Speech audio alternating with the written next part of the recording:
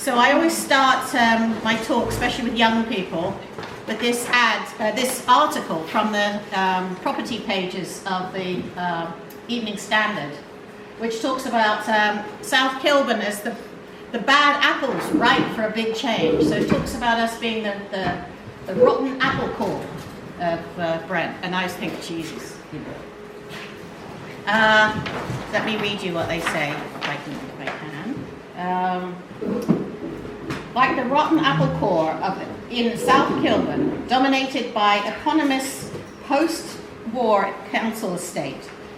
For decades, South Kilburn has been an anomaly in one of the wealthiest locations in the UK, and frequently things went wrong when the council attempted to provide affordable housing. So I would argue that South Kilburn has been being regenerated since the war. And in fact, Caprice got up here as one of the first posters, which is from 1959, and it's obviously a community engagement poster trying to get people to say how wonderful it's going to be. Oh yeah, this one. South Kilburn program. It's a whole program of change. This is the timing and everything that's going to be just like we have now, only it's a lot thicker. And there's the map and all the marvelous things they're going to put up. So what they're now tearing down is the things they put up then, so that they were warning people or priming them for this, what was going to happen in 1959. And although much of the old buildings look awful, I often go stand by the end of Canterbury Terrace with Hereford on one side. Hereford's empty, it's got graffiti all over it and rats and so on. And on the other side are these new buildings built in maybe 4 years ago, and say, which would you rather live in? And of course everyone says the new lot. But in fact the old buildings, Hereford, the flats are much nicer. The ceilings are higher, the rules for livable space were much bigger at that time. So, a lot of them have dual aspect, the windows going, people had the idea that you needed air flowing through where you lived, and so on. Now they're quite boxy, the ceilings are low, and of course they are very badly built. That's another story. I'm going to stick with Granville Carlton if I can. So in 2016, my relationship with Granville is I've been there since 1993. Not with GCK. GCK formed in 2014, but so it'll be 32 years next week. We've been there with a community centre for home educators, so we've been in the building. And when we first came, it was a very different place. We thought we could get 20 families paying £100 a year for membership to what's called the Otherwise Club, and then we could pay £2,000 a year for the space. And I went in and spoke to, name escapes me, but anyway, it'll come back. And he said, yeah, sure.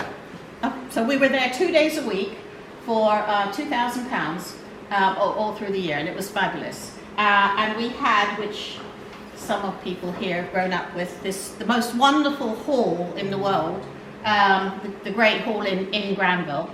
And we just had wonderful times running around there. On Sunday, there was, at that time, a lot of elders from the Caribbean had moved into the area, and they would, for £10 for a Sunday, they would play dominoes all day. They all lived in bedsits and so on. They had no way to bring people back to their homes, so they would come to Granville and they would stay there all day and play dominoes, and it was fabulous. And there was a lot of rum involved and a lot of socialising, and they had a wonderful time for £10. So needless to say, as time went on and the Granville started to have eyes on it, as South Kilburn became a place that was left. It's right on the tippy end of Brent, so you know, with Westminster on one side and Camden on the other, and it's very far from the civic centre. It's either very expensive to get there quickly, or if you're going by bus, you go all around the houses. It takes about an hour and a quarter. It's really a nightmare. So the civic centre didn't really see, by the time they moved into the civic centre in 2000-ish, it was sort of, the eyes were coming on it, but I think it was NDC, New Deal for Communities, which is a Blair flagship program for poor areas that we won, and from about 1999 to 2009. It was a 10-year program, £100 million, 50 million from central government, 50 million match funded, was poured into the area. And I would argue that we have not one thing to show for that 10 years of that NDC. Other people would argue that there's a couple of things, principally Joseph, who was very involved. But I think I could hold my own saying that there's nothing to show for that £100 million in the area. It was an absolute disaster. There were many coaches drew up, and many away days were taken. I mean, £100,000 of away days is quite a lot. You know, and there was a lot of posters would go up saying, "Oh, 10-week course in capoeira, you know, starting at Granville next week," and you'd go for the course, and the guy never turned up and took the 5,000 and gone. So it was a lot of corruption, and that not only was the corruption a problem, but it, in the sense that we lost that money and the regeneration or the money into the area didn't really come, but it put many of the community leaders off and made them very disaffected. If not, one of them was taken to court. You know, people just were angry and left, and it was a disaster. And if you look at the Kilburn Times over those period, just every week there's a new scandal. Somebody's been forced out, including the head of the whole project, who came from, he was a friend of Prescott's, Dent, I always call him the wrong name. Anyway, he was living for free in a council flat in an area, you know, when Brent's got a waiting list for council flats as long as you're on. This guy, who was earning a lot of money as head of regeneration or head of NDC at that time, is living for free in a council flat. So he left in disgrace. It was just one thing after another. But what happened is we were left with a very divided, very downtrodden community after that whole process, that 10 years.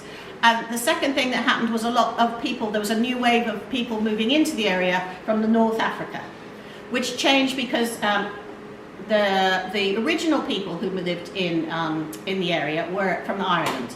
And you can see that in Granville, because there's, which I didn't know till these history people came, there's wonderful brown tiles in a lot of the spaces in Granville. You might remember, you guys remember, yeah. They're not tiles, they're polished brick, and it's a special polishing of brick that was done from one area in Ireland where the people knew how to do this. And that was what told this historical people that they're from, I can't remember, I've got it somewhere. They're from this area. So Irish immigration during the sort of late 1800s up to the end of the Second World War was in the area, living in absolute poverty, but in small Victorian terraces, which would now be worth a fortune. But there are these photographs of little kids, you know, completely dirty with no shoes, and, you know, just the worst poverty that you've seen. So, of course, that gave the impetus to people saying, "Oh, let's tear down the houses. It's obviously that, you know, build these new flats and it'll all be fine." After the Irish come the Windrush generation and the people from the Caribbean, but both those peoples spoke English as a first language and had some idea of the English culture, and whether they were oppressed by it or embraced it, they still lived under it. But people from North Africa, first of all, don't have English as a first language. They don't really know how things go here because we haven't conquered them for 100 years before. And they also come with their own dislikes. So the Algerian, we had a fight once at one of our community meals between an Algerian and a Moroccan. They just looked at each other and started fist fighting. I was like, what the hell's going on? It was football, right? Somebody beat somebody, so they were beating each other up. So it's like, oh, okay, you know. And I mean, we also didn't know that because we're not hooked into that culture. Yes, so we have our Moroccan section over here. Yes, no fighting today. So it's much harder. Also, the atmosphere in the culture had changed, where immigration was seen as a bad thing, and much more vocally. I think that's always been there a bit, but it's getting stronger and stronger in the hostile environment. So people were frightened to come forward and protest or even speak up, because they thought they might affect their immigration status. They might get it taken away, or something might happen. So they just keep quiet. They don't know how protest goes here. They don't know how, what they can say no to, what they can't, because they're not, you know, takes a while to learn a culture when you're in a new place. So it's been much harder organizing with those peoples because they're not, and often the women don't speak English, they stay home, we have children who translate for you, different culture, people don't want to come out so much. So all those things coupled with the NDC made it very, very difficult to organize around the regeneration, which this phase started, I would say, 2004-ish. I would argue we're in 20 years. I don't know if maybe Martin or Anthony would argue something differently, but I'd say we're in 20 years of this modern or present regeneration in South Kilburn. I think Granville Carlton was lucky because we kind of got overlooked until 2016 when the two consultants were hired by Brent Council and they looked at maps and they said, what's that? And you know, I mean, I'm making it up. When the film comes out. And they said, let's tear those buildings down and then we've got loads of space because they both have big gardens. The Carlton is the school next to Granville. So they voted in July 2016 to tear both buildings down. And we were like, what? We then get a consultation in September to say, what would you like us to do with the land once these buildings have been knocked down, these horrible old buildings? So in 2016 we galvanized, and a lot of this is from there. Anyway, you'll have a look. To stop the buildings being torn down. The decision was called in, which is some technical thing, by one of the councillors, helped us a lot. We had a huge community meeting with Zadie Smith, came and talked about the importance of, because she's a local girl, and she was fabulous, and the importance of community centres and so on, and how she wouldn't have had her career without places to go and so on. And we did manage to get the decision rescinded. But from that point on, Granville and Carlton were under the spotlight and seen as part of the regeneration and put into the master plan. So they have this big, thick thing which went through 2017. It's 182 pages long. I was looking for my copy, I couldn't find it. But we were given 6 weeks to look at this and comment on it. And I wrote in complaining that 6 weeks is not long enough to comment on a whole area's regeneration, you know, with all kinds of detail and so on. And we were not professionals, and we're desperately trying to figure out what's wrong or what's right with this document. But I was told that, well, we were given 2 extra weeks because of that. So there should have been a 4-week looking at it period. So we got 6 weeks, so we should be happy. So that told us. That document is very, very vague, which is the worst thing about it. It has 1 page on each building that's going down. And it's a justification for why it's going down, and then a sort of what they're going to build. And then there's another little paragraph, I can't remember what it's. So, and a very rough drawing of what's going to go in its place. So really you're being just told, you know, we're going to build something there, we're not sure what, it's too early to say, you know, we'll you know, you're giving permission through the passing of this document, supplementary planning document, SPD. And then we had 3 or 4 years of architects coming to consult with us, where I remember several times screaming and being in tears at these architects saying, well, this is what we're going to do. And we're going, you're not listening. And it was very frustrating. And then there were various plans about what would happen to Granville Carlton, and that's sort of where we wound up today. I was going to say something. So there were 2 stages of this regeneration for Granville Carlton. The first stage was in 2017-18, where this beautiful hall had a stairs cut in the middle of it. So the stage was removed. All this wooden stuff's still there, but it's painted white, so actually, I think that is better.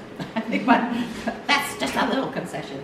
And oh yes, so one of the concessions I wanted to say, this is Granville. So this was built in 1906, and this is the 1888, oldest part of the building.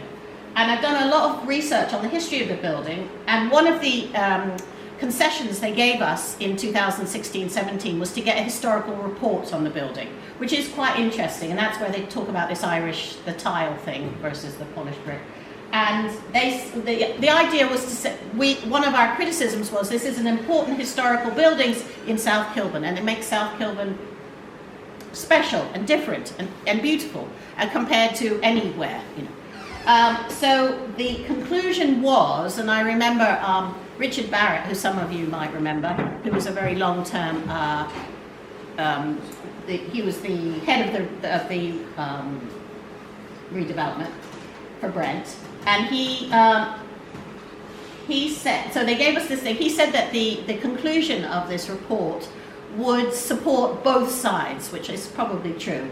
The conclusion was it's not beautiful enough to be listed, but it should be considered listed in South Kilburn because it's so beautiful there. It's so unusual to have a building of this style and magnitude and so on in a community centre. That's, you know, very rare to have this. So it's true that we could argue, therefore, you know, treat it as listed, don't touch it, and they can argue, but it's not good enough to be listed.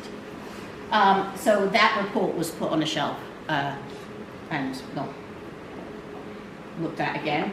So what's happening in the end was several Brent officers have said to me that we won. So I think, oh, did we?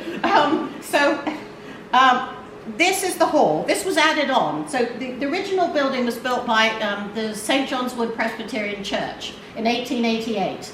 And I went to read their minutes in Cambridge, and they're very, very, what do you call it, when you talk down to people, patronising. And it was built for the people of Kilburn. At that time, there was no South Kilburn.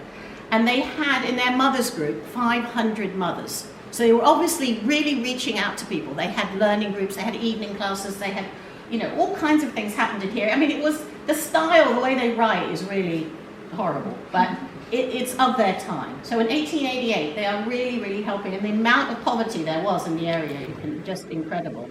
So these buildings were built in order to serve the people of the area, and it's unusual to have a community centre that was built for that. Normally there are other buildings that have become community centres, but this one was actually built for that. And the hall was added on in 1906. So what's happening now is that this is going. No. Yeah. And it's going to be a 10-storey block of flats. And we've said flats and community centres do not work together. You know, you have, for example, we had an Alzheimer's group in there where a very sweet person of older age took their clothes off, and we were walking around the garden. You know, you come home from school with your children and you think, oh my God, they've got naked people in the community centre. I mean, you know, she didn't understand what she was doing, but never mind people with drug and alcohol problems like we saw last night, you know, people who have mental health problems, you know, and who are actually violent, they don't mix. And so what I've argued is that it's the slow death of community on the site. And that gradually, as the housing complains about, oh, they've had a late party, or oh, they've had drunks fighting in the garden, or oh, they've had some elder lady walking around with no clothes on, the community centre will be told, stop doing that. You know, you're not allowed parties, you're not allowed this, that, and the other. And, you know, gradually, nobody's using it, which is one of the things that they use. One of the reasons we knew we were in trouble is 2013, they stopped anybody renting the hall because they was too noisy for the neighbours. So we're saying, how can it be too noisy for the neighbours so that you stopped renting it in 2013? But you can build neighbours right next door, and that won't be too noisy. This double glazing.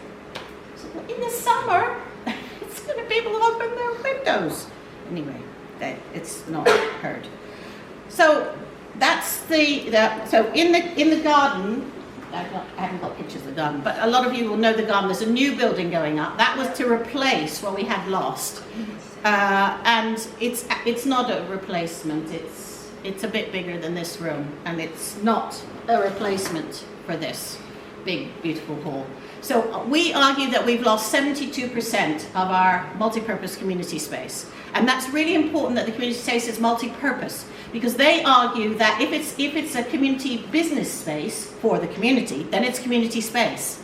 I say, but business space is just, you can only use it for one thing. And so Carlton is going into business space, and the new hall well, I'm not sure, let me carry on with that. So, let me show you. So, in their wisdom, in 2017, they put stairs in the middle of the big hall. Now, can you imagine if there was stairs here or a hole here for some reason? Mm-hmm. So I can't really see you. If I'm sitting over here at each side, so it breaks the room up into really small rooms. And we have had a change. So this will be going to the South Kilburn Trust, who have the a 25-year lease, which they fought for. Brent only wanted to give them a 10-year lease, I think, something like that. And they fought for 25 years, which I think is absolutely right, because it's crazy. But they've given them the buildings as they are, or as they're going to be once the builders finish. And the builders are not really going to do much on the old Granville. They're building the new building in the front. And they had a new CEO last December. And he has offered the community to run the Granville, which is really exciting. Could be really exciting. But it's also slightly a poison chalice, because it's a difficult building. It's an old building. The hall, which was, I would argue, the economic heart of the building, because a big 300-person hall is very hard to find in London without it being hugely expensive. And people were, I know that renting this hall is certainly in 2016, it paid for the building, because I saw the accounts from the old people who were running it. So having births, deaths and marriages in there, plus rehearsal space, the odd conference or whatever, that's going to pay for the building, because community is expensive.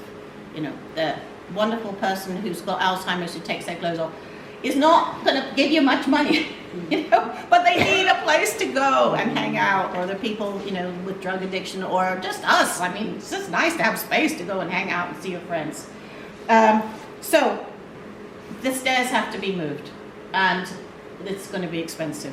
But we've had a few meetings, public meetings, some of you might have come, about trying to envisage what this could be as a community building run by the community, and what kind of organisation could take it over and run it. It's a big job, but I think it's worth going for, to try and save it. Even though we've got neighbours next door, despite all that, it could be really exciting to have a community-owned, community-run centre